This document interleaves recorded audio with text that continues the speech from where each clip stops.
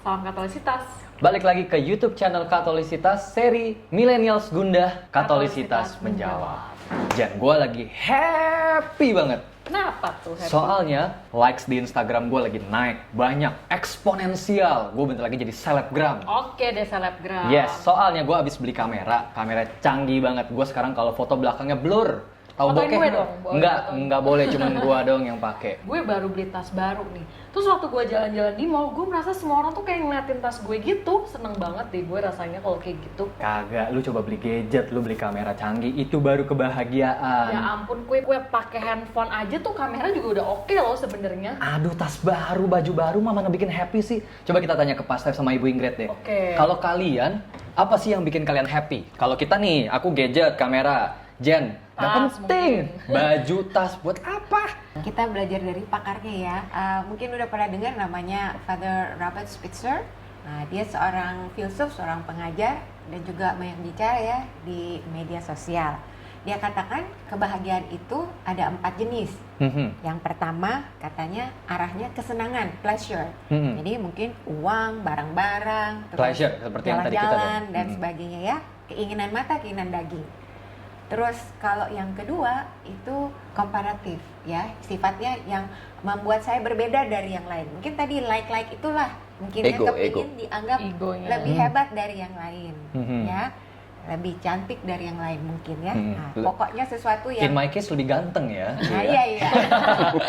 Kesombongan bisa mengarah ke kesombongan. Mhm. Lalu yang ketiga itu kontributif. Sampai satu saat orang mikir, oh rupanya itu kalau saya yang dua hal itu tadi itu kok pusatnya saya ya. Saya pengen berbagi sama yang lain. Saya mau nolong orang lain, itu yang membuat saya happy. Itu kontributif, memberi sesuatu kepada orang lain ya atau komunitas. Nah, terus yang keempat itu transcendence. Artinya setelah dilewatin semuanya itu orang lama-lama berpikir, oh sebenarnya ternyata yang aku cari itu yang lebih berarti itu sebenarnya sesuatu yang nggak terlalu kelihatan ya. Ujung-ujungnya yang mengarah kepada yang sungguh-sungguh indah, sungguh-sungguh benar ya, sungguh-sungguh baik, dan juga kita cari kasih yang tak bersyarat, yang selama-lamanya, yang tidak terbatas. Nah, ini yang biasanya nanti bisa mengarahkan orang lama-lama kepada Tuhan. Ya, tapi ini perlu diurai satu-satu ya. Intinya dari definisi kebahagiaan adalah mendapatkan kebaikan. Ya, kalau kita mendapatkan satu kebaikan yang kita inginkan, maka kita bahagia. Nah, jangan melupakan bahwa keinginan untuk mendapatkan kebahagiaan itu sendiri itu ditanamkan oleh Tuhan ya kepada manusia. Nah, karena manusia punya tubuh dan jiwa, maka kebaikannya itu bisa bersifat yang tubuh maupun kebaikan yang jiwa. Nah, kebanyakan orang paling gampang itu melihat dari yang kelihatan dengan menggunakan panca indera kita. Ya, oleh karena itu ya kita lihat harus yang cantik lah, kemudian harus yang materi ya, beli iPad, beli Harus yang handphone, terbaru. beli handphone baru segala macam. Nah, itu semua adalah bersifat materi ya. Cuma kebahagiaan bersifat materi itu memang tidak bisa berlangsung terus-menerus. Kayak misalnya kita beli handphone ya sekarang yang canggih. Nanti kalau ada handphone baru yang lebih canggih lagi, pengen lagi. Kemudian kayaknya kebahagiaan kita yang dulu itu kayaknya hilang. Ya kenapa? Ada yang lebih bagus lagi ya. Dan kita menginginkannya. Jadi kebahagiaan yang sifatnya materi itu memang tidak kekal. Dia kayak ada satu batasan lah. Ya, jadi semakin dia masuk dari mulai tubuh kita, kebahagiaan tubuh masuk ke dalam ke jiwa, itu lebih bersifat punya arti bertahan ya. Jadi itu yang pertama, itu sesuatu yang bersifat material ya, ego juga ya. Tapi kemudian yang kedua, kita juga ngelihat bahwa ya kalau gitu yang penting bukan hanya diri sendirilah, tapi saya juga mesti sharing sama yang lain gitu. Makanya kita ada orang melihat ya ada orang yang mulai memberikan kontribusi kepada gereja, kepada masyarakat segala macam. Ini adalah satu kebajikan-kebajikan yang baik, tetapi pada saat yang bersamaan dia juga nggak bisa bertahan terus-terusan. Sebagai contoh orang yang kadang murah hati, dia nggak akan bisa murah hati terus ya. Ada satu saat dia juga memikirkan diri sendiri. Nah, orang bertanya sebetulnya, jadi kebahagiaan yang sejati itu letaknya ada di mana? Jadi dapat dikatakan bahwa definisi kebahagiaan yang sejati itu kayak complete possession dari perfect good. Jadi kita mendapatkan yang lengkap, tapi dari satu kebaikan yang sempurna. Nah, kadang orang salah menilai kebaikannya itu yang mana. Nah, ada orang yang menekankan kebaikannya ya udah materi. Ada yang orang menekankan kebaikannya egonya, pengen lebih pinter, pengen lebih segala macam lah dalam segala hal. Tapi pada akhirnya kebaikan yang paling sempurna itu hanya ada di dalam Tuhan, ya. Dan kadang kalau orang mengatakan, iya saya mendapatkan ini, tapi belum tentu itu bertahan. Ya, itu sebabnya complete possession itu artinya bahwa dia tidak takut kehilangan. Artinya dia bukan cuma sementara, tapi selamanya. Nah, itu hanya ada di dalam Tuhan dan nantinya kita akan mendapatkan kebaikan selamanya dalam kerajaan surga sebetulnya.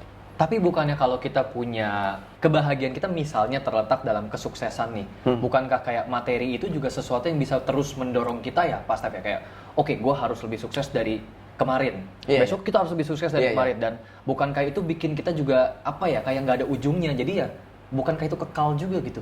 Iya, tapi tentu aja ada batasnya. Kenapa? Karena kalau orang yang bertahan di dalam kebahagiaan yang sifatnya materi, maka akhirnya dia akan menilai semua hal berdasarkan materi. Sampai akhirnya orang bisa merasakan bahwa saya tidak berharga lagi kalau saya kehilangan materi ini. Dan ini menurut saya jadi kayak merendahkan derajat diri sendiri. Kita itu lebih berharga loh daripada uang, daripada kekuasaan. Itu kita nilainya itu lebih daripada itu. Oh, makanya ada orang yang bilang kayak jangan sampai uang jadi Tuhan dulu. Iya. Akar dari segala dosa adalah cinta akan uang. Iya. Jadi Teresa Avila itu mengatakan begini, kalau terhadap sesuatu yang di bawah kita hanya cukup tahu, tapi jangan mencintai. Ya. Misalnya contohnya uang itu di bawah kita, hal-hal yang bersifat materi. Kita tahu bahwa itu penting, nggak apa-apa kita kejar, tapi jangan sampai kita mencintai. Karena kalau kita mencintai uang, materi segala macam, maka kita mendegradasi diri kita ya sampai ke level materi. Padahal kita lebih tinggi daripada itu. Nah, untuk hal-hal yang di atas kita, ya atau sejajar dengan kita manusia, kemudian Tuhan, maka kita harus mencintai. Nggak cukup hanya tahu. Ya. Agak jelek ya jawabannya. Kamera baruku bagaimana dong? Waduh, tetap dipakai, untuk bisa mendatangkan kebaikan buat orang lain, Nah, untuk melayani. Punya pertanyaan nih. Tadi kan Pastor dan Bu Ingrid sudah menjelaskan tentang kebahagiaan yang sejati. Tapi bagaimana dengan kebahagiaan yang sifatnya duniawi? Apakah itu berarti sudah nggak penting lagi gitu? Maksudnya namanya manusia kan pasti punya kebahagiaan yang sifatnya duniawi. Jadi apakah kita harus tinggalkan itu semua dalam artian benar-benar ya udah, kita harus cast aside gitu semuanya untuk benar-benar fokus hanya pada kebahagiaan kekal gitu. Setiap orang dipanggil di dalam kapasitasnya masing-masing. Ya ada memang dipanggil sebagai rahib, ya memang bukan tugasnya dia untuk mencari uang ya. Tugasnya dia adalah memang untuk berdoa, untuk kebaikan gereja, kebaikan manusia. Tetapi ada orang-orang yang dipanggil di dalam konteks berkeluarga, ya. Nah, dalam konteks itu ya dia harus bertanggung jawab. Kita sebagai orang yang dewasa, kita juga harus bertanggung jawab terhadap kehidupan kita. Karena kalau kita tidak bekerja, kita membebani orang lain, ya. Dan itu bukan tindakan kasih. Justru kita ingin memberikan diri kepada orang lain, ya. Kalau kita lihat di Kisah Para Rasul ya, 35 di sini dikatakan lebih baik memberi daripada menerima.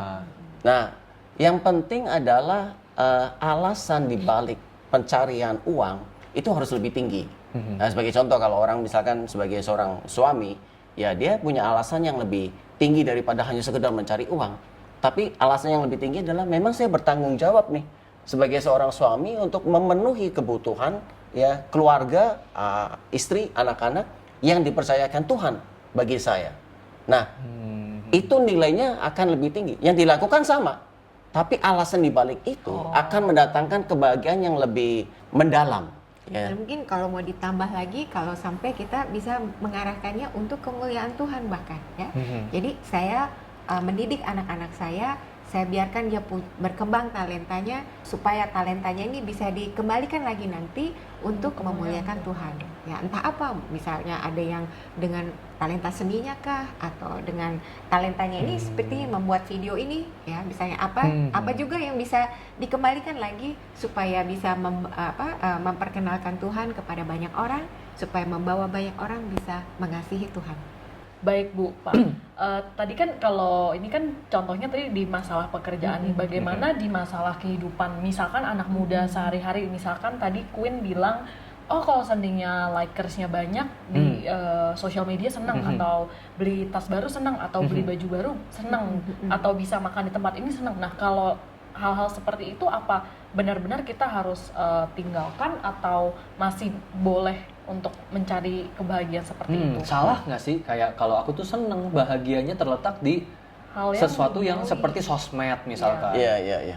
Menurut saya sih sebetulnya dibilang salah juga enggak. Tetapi kalau itu sampai menjadi fokus utama di dalam kehidupan kita, maka jadi salah. Masa fokus utama kita supaya di like di Facebook atau Instagram? Itu kan jadi kayaknya seluruh hati kita itu ditujukan hanya untuk ini. Padahal ada sesuatu yang lebih tinggi daripada Instagram, ya, kedekatan kita dengan keluarga kita, ya, kedekatan kita dengan Tuhan itu kan membawa arti lebih daripada hanya like Instagram. Ya. Karena kalau kita hanya berfokus pada Instagram, maka mungkin kita meluangkan waktunya juga semuanya untuk Instagram, melakukan segala sesuatu supaya di like lebih banyak. Padahal ada hal-hal yang lebih bermakna daripada itu. Jelek lagi ya. makin Kok hatiku sakit di video ini. Tapi justru ya jangan lupa bahwa memang di dalam hati setiap orang ya Tuhan sudah menanamkan benih itu supaya suatu saat entah kapan waktunya orang bisa menyadari bahwa hidup saya ini nggak melulu tergantung dari hal-hal yang seperti ini, yang tas baru lah, yang Instagram lah, yang gadget baru dan sebagainya. Kita harus menemukan sesuatu yang lebih tinggi dari itu. Nah, sampai kita bisa menemukan itu, nah maka yang lain-lain ini, yang tambahan-tambahan ini akan berada pada tempatnya. Kita tahu yang utama yang mana, yang ini kita bisa menempatkannya dengan lebih bagus proporsinya. Tapi gimana caranya supaya bisa naik kelas itu gimana? Ini Pastor gundah nih. Kalau menurut Pas Steph Gunda, Bu Ingrid menjawab jadinya. Serinya ganti nih, serinya ganti. Silakan Bu Ingrid.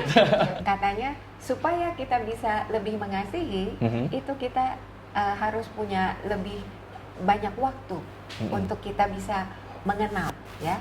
Jadi makanya kalau di gereja Katolik dikatakan bagaimana caranya supaya kita bisa merindukan Tuhan. Jawaban sederhananya lebih seringlah kamu berdoa.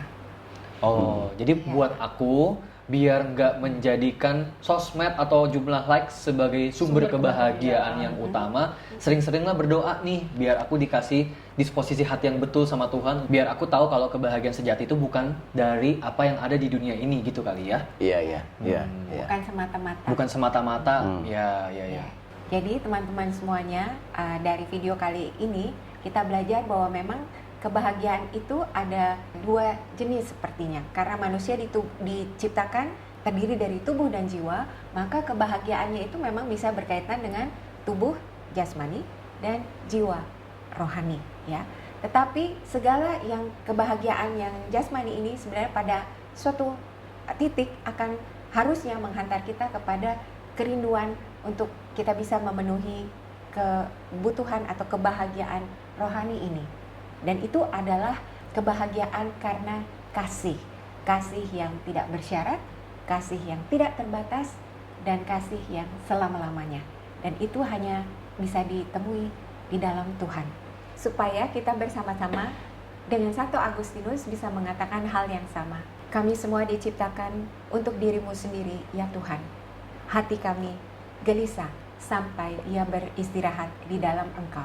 Teman-teman terkasih semuanya, mari kita resapkan kata-kata ini dan semoga kita makin hari semakin mencari kebahagiaan yang sesungguhnya, yaitu kebahagiaan di dalam Tuhan. Aduh, gue pikir gue udah bahagia banget sama kamera gue. Tapi tadi dikasih tahu itu bukan kebahagiaan sejati gitu. Itu kan sifatnya cuma sementara ya. Yes. Yang kebahagiaan kita tadi itu cuman ya elah bentar doang, seminggu juga. Benar. Dan aku rasa ini penting banget buat teman-teman semua, khususnya anak-anak muda, karena mungkin kalau anak-anak muda itu lagi di fase kayak mencari jati diri, mencari kebahagiaannya, Iya. nyari-nyari apa sih? Iya, betul banget. Gak apa-apa katanya kalau kalian punya kebahagiaan duniawi, kalian punya passion apapun silakan kejar, tapi jangan sampai kalian menjadikan itu hal utama dalam hidup kalian. Ternyata harus ada, kita harus melihat lebih dalam lagi. Ternyata kalau itu tuh sifatnya di bawah kita harus melihat yang di atas kita atau yang sama kayak kita. Betul banget, dan semoga dari video ini terjawab bahwa kebahagiaan sejati itu ada di dalam Tuhan Yesus. Jadi yuk kita melihat kebahagiaan yang lebih sejati daripada sekedar kebahagiaan materi yang sifatnya sementara. Iya, karena nanti pada akhirnya kita dipanggil juga sama Tuhan. Jadi teman-teman semuanya, kita harap video ini bisa menjadi berkat untuk kalian. Jangan lupa dikasih thumbs up dan juga di-share ke teman-teman kalian semua. Dan kalau seandainya kalian masih punya pertanyaan, boleh ditulis di comment section di bawah. Nanti akan dibahas di video selanjutnya. Yes. Jangan lupa juga untuk subscribe ke YouTube channel Katolisitas ya. Sampai ketemu di video selanjutnya. Dadah! Bye.